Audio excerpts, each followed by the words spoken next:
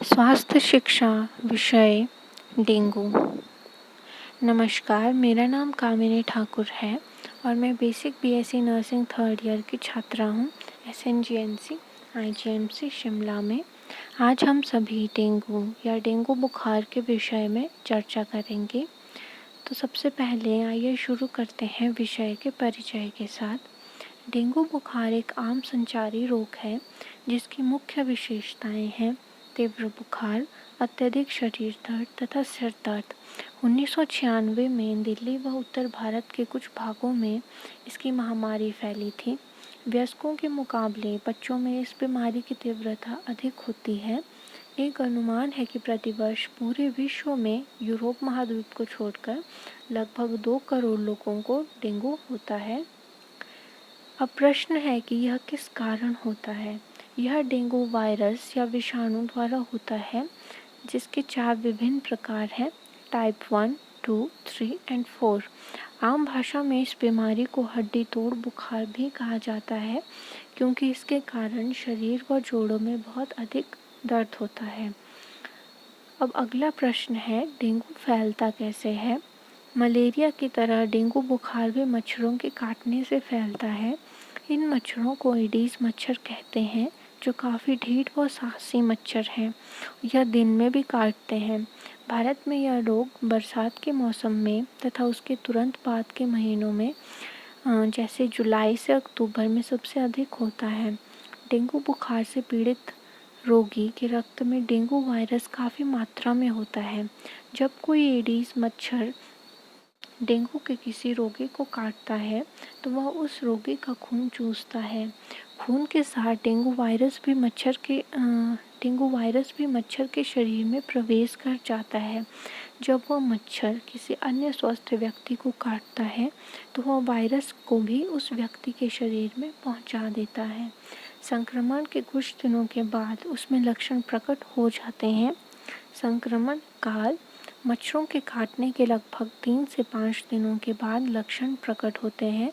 यह संक्रामक काल 3 से 10 दिनों का भी हो सकता है। अब आइए जानते हैं डेंगू के लक्षणों के बारे में। लक्षण इस बात पर निर्भर करते हैं कि डेंगू बुखार किस प्रकार का है। डेंगू के आम लक्षण हैं बुखार, त्वचा पर लाल चकत्ते, उल्टी या जी में चलना, सिर दर्द, जोड़ों में दर्द या रक्त स्राव। आइए अब डिटेल में चर्चा करते हैं इन लक्षणों के बारे में। जैसा हमने पहले चर्चा करी कि डेंगू के लक्षण इस बात पर निर्भर करते हैं कि डेंगू बुखार किस प्रकार का है। यह 3 प्रकार का होता है। सबसे पहला है क्लासिकल या साधारण डेंगू बुखार। दूसरा है डेंगू हेमरेजिक बुखार जिसे हम DHF भी कहते हैं। तीसरा है डेंगू शॉक सिंड्रोम जिसे हम DSS भी बोलते हैं। साधारण डेंगू बुखार स्वयं ठीक होने वाली बीमारी है, इससे मृत्यु नहीं होती, लेकिन यदि DHF तथा DSS का तुरंत उपचार नहीं किया गया तो जानलेवा सिद्ध हो सकते हैं। पहला है क्लासिकल या साधारण डेंगू बुखार। इसके लक्षण क्या हैं? ठंड लगने के साथ अचानक तेज बुखार, सिर, मांसपेशियों तथा जोड़ों में दर्द होना, आंखों के पिछले भाग में दर्द होना जो आंखों को दबाने या हिलाने से बढ़ जाता है, अत्यधिक कमजोरी लगना, भूख में कमी तथा जी में चलना या उल्टी आना, मुंह के स्वाद का खराब होना, गले में हल्का सा दर्द होना, रोगी बेहद दुखी तथा बीमार महसूस करता है, शरीर पर लाल रैश का होना या लाल गुलाबी रंग के भी हो सकते हैं, चेहरे तथा गर्दन और छाती पर दोनों तरह के लाल और गुलाबी रैश हो सकते हैं जो कि बाद में और भी स्पष्ट हो जाते हैं। दूसरा है डेंगू हेमरेजिक बुखार या डेंगू हेमरेजिक फीवर जिसे DHF भी बोलते हैं। यदि साधारण डेंगू बुखार के लक्षणों के साथ साथ निम्नलिखित लक्षणों में से एक भी लक्षण प्रकट होता है तो वह DHF हो सकता है। तो इसमें है रक्त स्राव या हेमरेज होने के लक्षण, नाक मसूड़ों से खून आना, शौच या उल्टी में खून आना, त्वचा पर गहरे नीले काले रंग के चकत्ते पड़ जाना यदि रोगी किसी स्वास्थ्य कर्मचारी द्वारा टॉर्निक टेस्ट में पॉजिटिव पाया जाए और प्रयोगशाला में कुछ रक्त परीक्षणों के आधार पर DHF की पुष्टि की जाती है, डेंगू शॉक सिंड्रोम जो तीसरा प्रकार है डेंगू DSS, इस प्रकार का डेंगू बुखार में DHF के तथा साधारण डेंगू बुखार के लक्षणों के साथ साथ शॉक के लक्षण भी प्रकट होते हैं, जैसे रोगी अत्यधिक बेचैन हो जाता है और तेज बुखार के बावजूद भी त्वचा ठंडी महसूस होती है। रोगी धीरे धीरे होश खोने लगता है। रोगी की नाड़ी तेज और कमज़ोर महसूस होती है। रोगी का ब्लड प्रेशर कम होने लगता है। इसके बाद है डेंगू के उपचार। यदि रोगी को साधारण डेंगू बुखार है तो उसका उपचार व देखभाल घर पर की जा सकती है। उदाहरण के तौर पर स्वास्थ्य कर्मचारी की सलाह के अनुसार पैरासीटामोल या PCM की गोली लेकर या शरबत लेकर बुखार को कम रखिए। रोगी को डिस्प्रिन एस्प्रिन कभी न दें।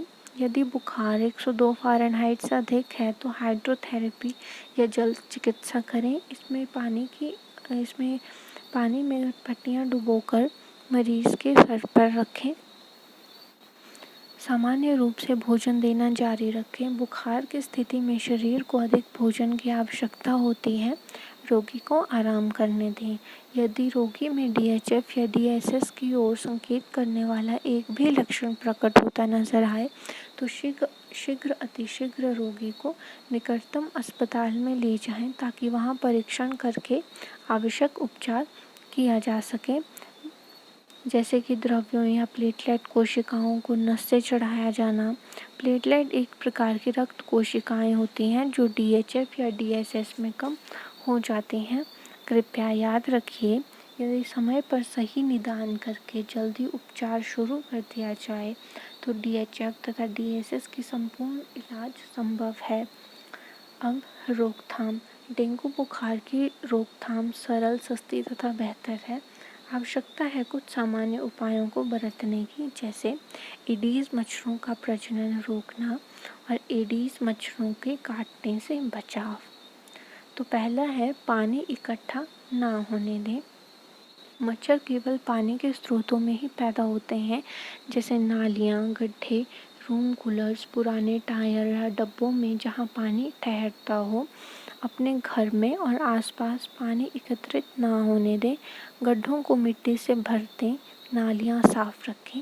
रूम कूलर तथा फूलदानों का पानी सप्ताह में एक बार पूरी तरह खाली कर दें। खाली डब्बों, बोतलों या टायरों का उचित विसर्जन करें। पानी की टंकियों तथा बर्तन को सही तरीके से ढक कर रखें ताकि मच्छर उसमें प्रवेश ना कर सकें। यदि रूम कूलर्स को और टंकियों को पूरी तरह खाली करना संभव नहीं है तो सलाह दी जाती है कि उनमें सप्ताह में एक बार पेट्रोल या मिट्टी का तेल डाल दें। प्रति 100 लीटर पानी के लिए 30 मिलीलीटर तेल पर्याप्त है। अगला है गैम्बूसिया मछलियाँ। पानी के स्रोतों में कुछ छोटी किस्म की मछलियों जैसे गैम्बूसिया भी डाल सकते हैं। ये मछलियाँ पानी में पनप रहे मच्छरों व उनके अंडों को खा जाती हैं। इन मछलियों को स्थानीय प्रशासनिक कार्यालयों जैसे BDO कार्यालय से प्राप्त किया जा सकता है। घरों में जाली का प्रयोग। यदि संभव हो तो खिड़कियों व दरवाज़ों पर महीन जाली लगाकर मच्छरों को घर में आने से रोकें। मच्छरनाशक दवाई का प्रयोग।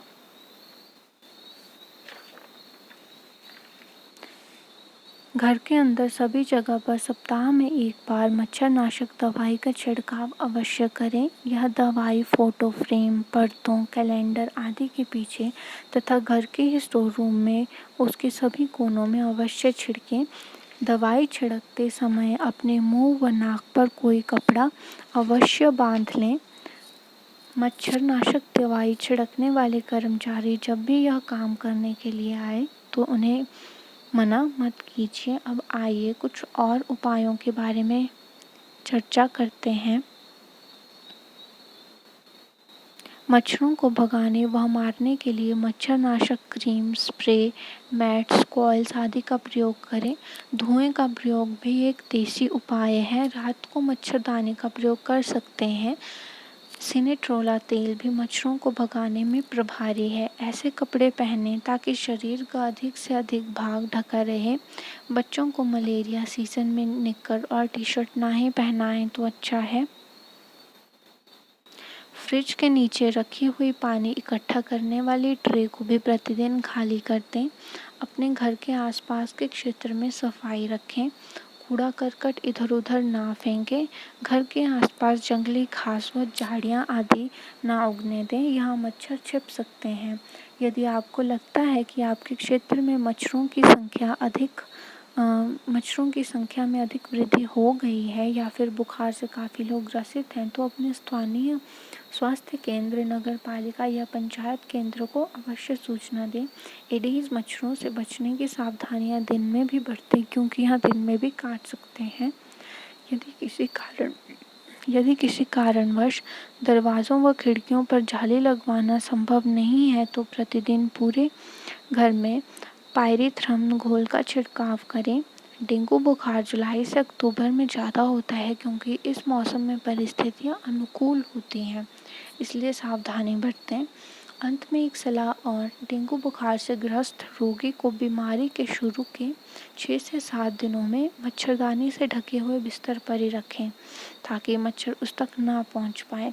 इस उपाय से समाज के अन्य व्यक्तियों को भी डेंगू बुखार से बचने में काफ़ी सहायता होगी।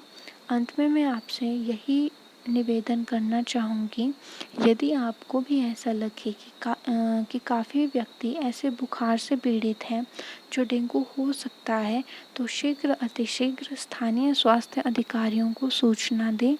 ऐसा करने से डेंगू बुखार को महामारी का रूप धारण करने से पहले ही आवश्यक कदम उठाकर नियंत्रित किया जा सकता है। धन्यवाद।